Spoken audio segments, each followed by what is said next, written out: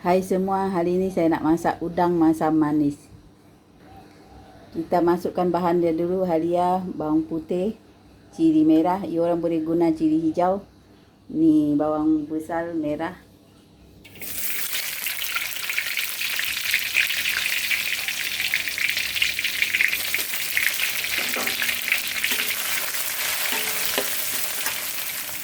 Kita tumis sekejap.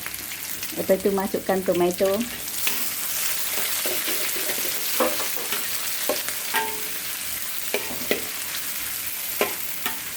Biar tomato layu sekejap. Bahan sudah layu, kita masukkan carrot dan kentang. Saya sudah goreng. 1 biji carrot, 1 biji kentang.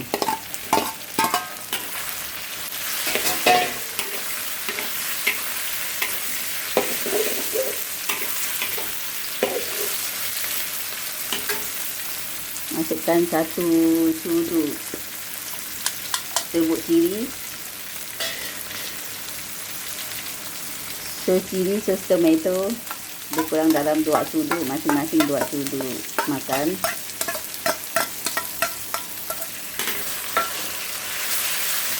Masukkan juga sos tiram dalam 2 sudut makan juga.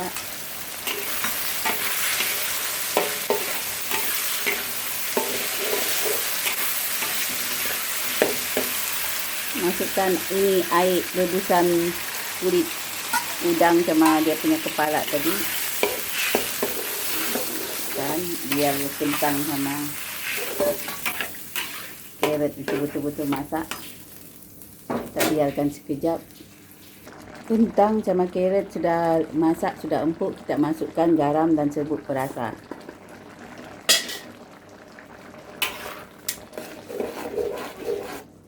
Lepas itu kita masukkan udang.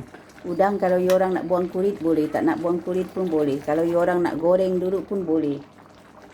Kita rasa masing-masing. Tak biarkan sekejap. Biar udang masak dalam 2-3 minit. Rasakan garam dia secukup rasa dan udang kita sudah boleh dihidangkan. Ini dia masakan kita hari ini. Udang masam manis. You orang boleh tambah itu sos plum kalau you orang ada sos plum.